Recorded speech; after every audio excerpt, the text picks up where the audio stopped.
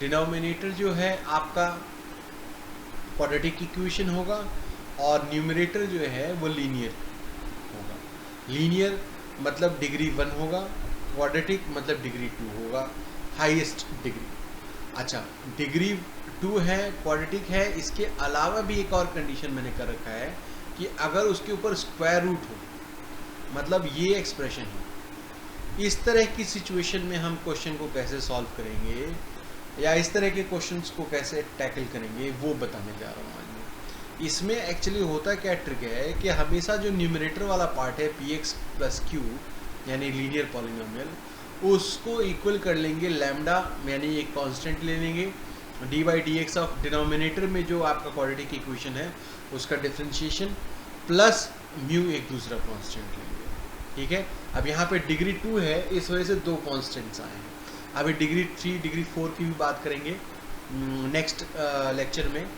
अभी मैं इस पर एक क्वेश्चन बताता हूँ कि आइडियली इस क्वेश्चन को कैसे टैकल करेंगे। जैसे हमारा क्वेश्चन है ये, अगर मान लीजिए अभी मैंने करा क्या, ये क्वेश्चन लिखा square root of 1 plus x upon x. अब मैंने कहा था कि भाई डिनोमिनेटर में क्वाड्रेटिक इक्वेशन होगी, दूसरा फिर मैं कह रहा हूँ जी लीनियर होगा न्यूमरेटर में। ये दोनों बातें बोली मैंने, बट अब मैंने क्वेश्चन जो लिखा है उसमें डिनोमिनेटर भी लीनियर है, न्यूमरेटर भी लीनियर है, और जो स्क्वायर रूट की बात मैंने करी थी वो डिनोमिनेटर की करी थी, बट यहाँ तो न्यूमरेटर में भी स्क्वायर रूट है, डिनोमिनेटर में भी स्क्वायर रूट है। तो आइडियली अगर आप ध्यान से देखो इस तरह के क्वेश्चन में ये जो फॉर्म मैंने बताया है ये छिपा हुआ, ये हमें आइडेंटिफाई करना है कि आइडियली ये रिलेशन आएगा कैसे या इस फॉर्म में हम पहुंचेंगे कैसे। इस टाइप को बताने के लिए आइडियली मैं एक सिंपल क्वेश्चन भी उठा सकता था, बट मैं चाहता था कि इस तरह के क्वेश्चन को भी आप आइडेंटिफाई करना सीखिए कि आइडियली इस फॉर्म में कैसे पहुंचा सकते हैं और उसके बाद ईजिली सिंप्लीफाई कैसे कर सकते हैं। तो इसलिए मैंने ये वाला क्वेश्चन उठाया। अब देखिए यहाँ पे मैं क्या करूँगा, जो 9th क्लास में हम कंसेप्ट यूज़ करते थे रैशनलाइजेशन, वही लगाएंगे। रैशनलाइजेशन में मतलब कहने का मतलब या तो वर्ड रैशनलाइजेशन यूज़ करिए या फिर आप ऐसे कहें कि भाई न्यूमरेटर और डिनोमिनेटर दोनों को मैंने मल्टीप्लाई कर दिया square root of 1 plus x से।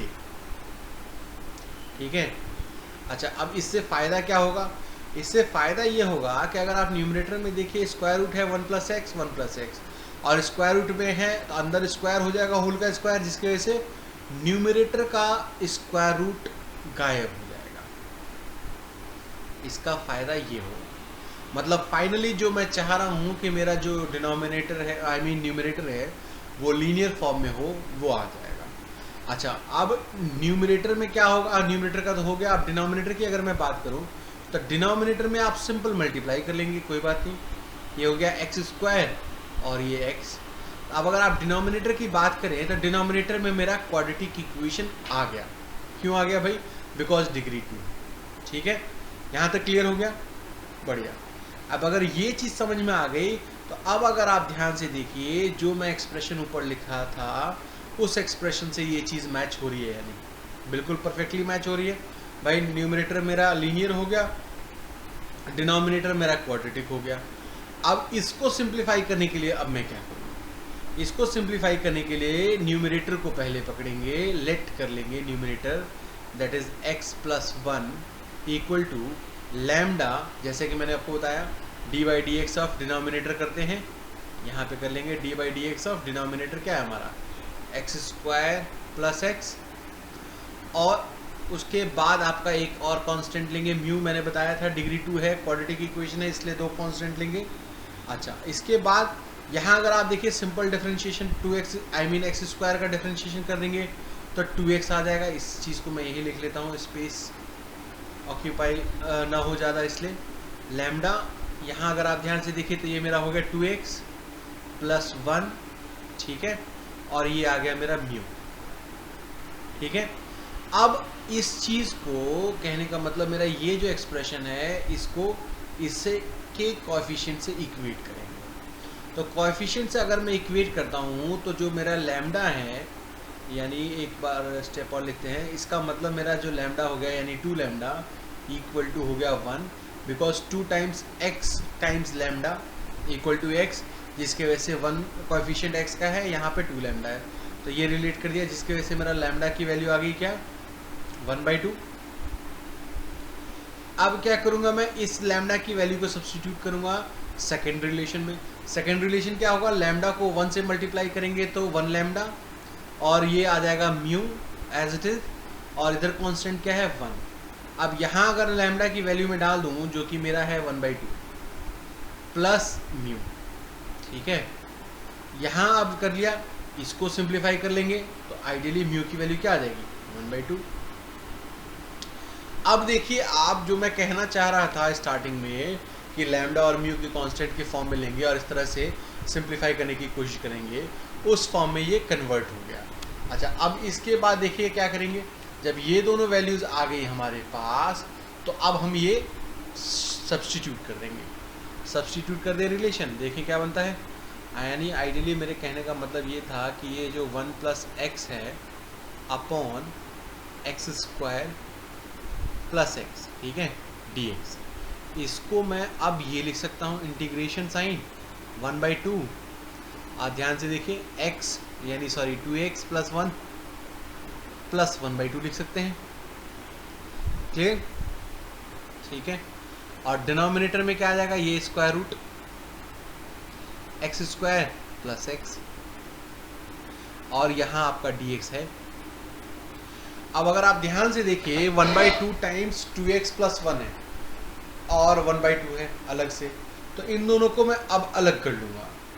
हमेशा कॉम्प्लिकेशन से बचने के लिए आप क्या करिए, चीज़ों को अलग अलग इजी तरीके से लिखिए ताकि किसी तरह की कोई कन्फ्यूजन ना हो, और प्लस एग्जामिनर को भी समझ में आए कि आप कहना क्या चाहते हैं। जैसे देखिए मैंने ये अलग कर लिया, तो इसको अलग कर सकते हैं, बेसिक मैथ्स का रूल है। ये मैंने लिख लिया, ये मेरा आ गया dx, और यहाँ पे मैंने कर लिया आपका 1/2, अलग कांस्टेंट है, इसको तो कोई दिक्कत नहीं है, बाहर निकाल सकते हैं, कांस्टेंट टर्म है, मल्टीप्लाई में है, आप बाहर निकाल सकते हैं। और यहाँ डिनोमिनेटर में मेरा आ गया x² + x, ठीक है, और ये आ गया मेरा dx, ठीक है। ये दोनों चीज़ें आ गई मेरे पास। अब इसको मैं हाईलाइट कर लेता हूँ एज अ 2 टर्म, मैंने जैसे बोला था सिंप्लीफाई करने के लिए, इसको मैं कर लेता हूँ a और इसको मैं कर लेता हूँ b। अब क्या करूँगा, a और b को अलग अलग सिंप्लीफाई करेंगे, अलग अलग सिंप्लीफाई करेंगे। अच्छा, अब एक और बात है कि यहाँ पे अगर आप देखिए 2x + 1 आ गया, डिनोमिनेटर में x² + x आ गया। एक्चुअल मायने में हम अपना प्रॉब्लम शॉर्ट आउट कर रहे थे, दोबारा उसी एक्सप्रेशन पे आ गए। तो अगर आप ध्यान से देखिए तो ये चीज़ एक्चुअली और आसान हो गई है। ये लग रहा है कि हम वहीं पहुंच गए, बट आइडियली वहाँ नहीं पहुँचे। अभी मैं दिखाता हूँ वो करके। अब मैं ब्लैक का ही यूज़ करूँगा ए पार्ट को निकालने के लिए और बी पार्ट को निकालने के लिए। मैं क्या कह रहा हूँ, आप क्या करेंगे, ए पार्ट के लिए 1/2 पहले मैं कॉपी कर लेता हूँ, जो वैल्यू है 2x + 1, डिनोमिनेटर में x² + x dx, ठीक है। अब क्या करेंगे, x² + x को एज्यूम कर लें अगर हम t, यानी सब्स्टिट्यूशन मेथड, लेट अगेन, तो इसका सिंपल डिफरेंशिएशन कर ले भाई, 2x + ये 1 आ जाएगा, और यहाँ पे क्या आ जाएगा भाई, यहाँ आ जाएगा मेरा dt, और नीचे dx को उठा के आप इधर फेंक सकते हैं। ये आ गया मेरा रिलेशन, ठीक है। अब इसको अगर मैं यहाँ सब्स्टिट्यूट कर दूँ तो कुछ फ़ायदा होगा, बिल्कुल फ़ायदा होगा। अगर आप ध्यान से देखिए तो पूरा न्यूमरेटर 2x + 1 dx जो है हमारा dt कहलाएगा, और डिनोमिनेटर में जो x² + x है उसके लिए मैं √t लिख सकता हूँ। उसके बाद अब यहाँ देखने वाली बात है, अगर केवल t होता तो हम कह देते dt/t = log t, लेकिन स्क्वायर रूट ऑफ t है, इसका मतलब हम क्या करेंगे यहाँ पे। अब आप जनरली बच्चे यही गलती करते हैं, यहाँ पे log√t लिख देते तो कहानी खराब हो जाती है, बट ऐसा नहीं करना है। यहाँ पे इस पावर -½ को ऊपर भेज दीजिए, और फिर अगर आप देखेंगे तो आपका ये जनरल फॉर्मूला बन जाएगा। T X to the power N D X वाला, तो X to the power N D X का relation X to the power N plus one by N plus one हो जाएगा। अब यहाँ पे मैंने अगर ये फॉर्मूला लगा दिया तो क्या रिलेशन बनेगा, x to the power N plus one. चलिए लगा के दिखाता हूँ मैं आपको क्या बन जाएगा।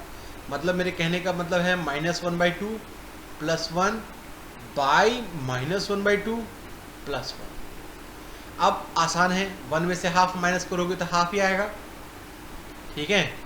तो यानी t to the power half हो जाएगा, डिनोमिनेटर में भी हाफ आ जाएगा। अब अगर आप ध्यान से देखो तो ये 1/2 को रेसिप्रोकल करूंगा तो ये 2 से ये 2 कैंसिल हो जाएगा।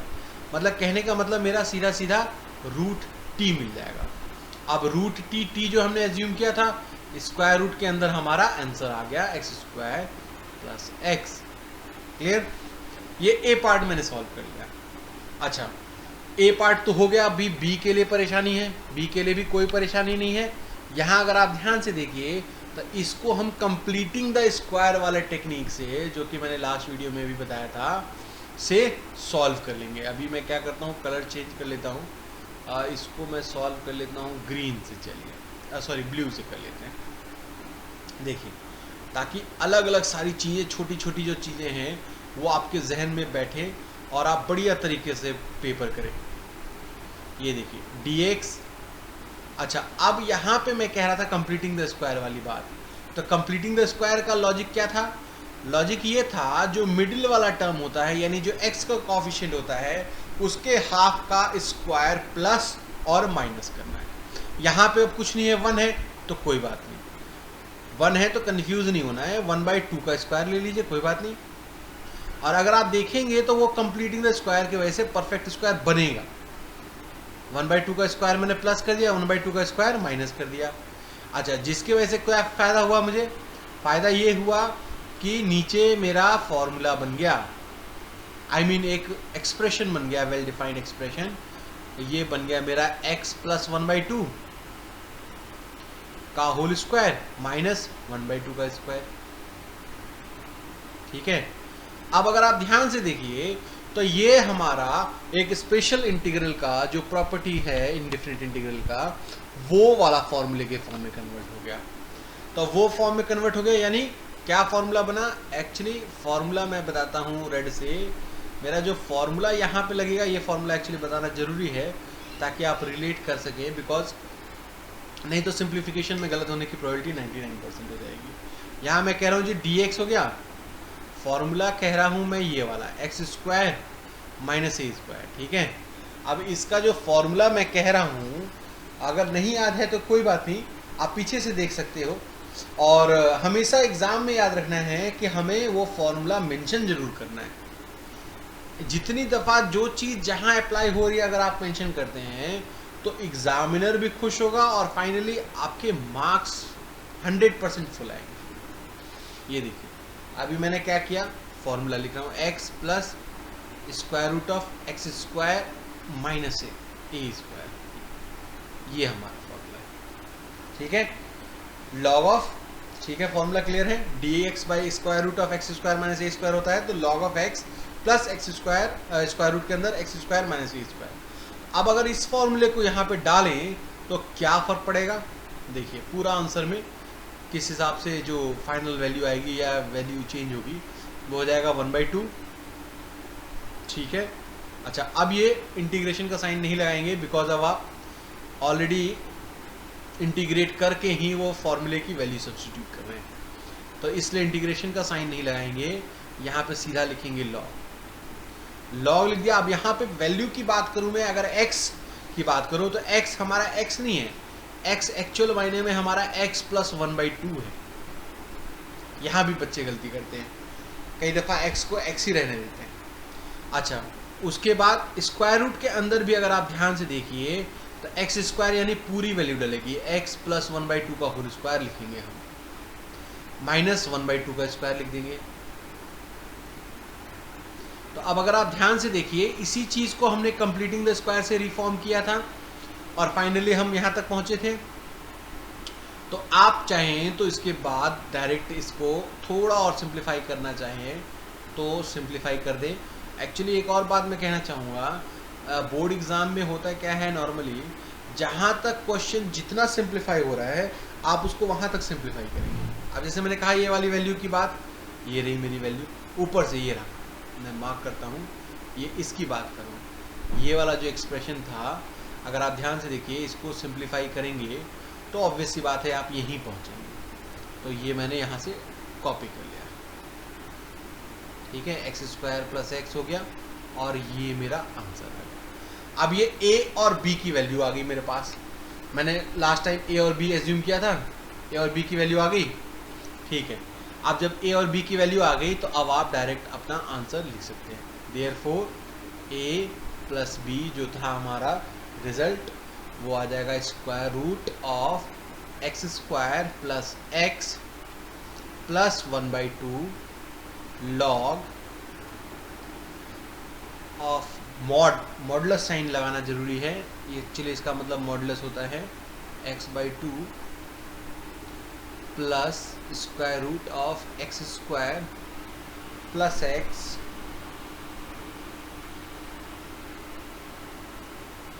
ठीक है, और ये आ गया मॉड प्लस ये हो गया c, ये हो गया मेरा फाइनल आंसर। आई होप आप लोग को समझ में आया, ठीक है।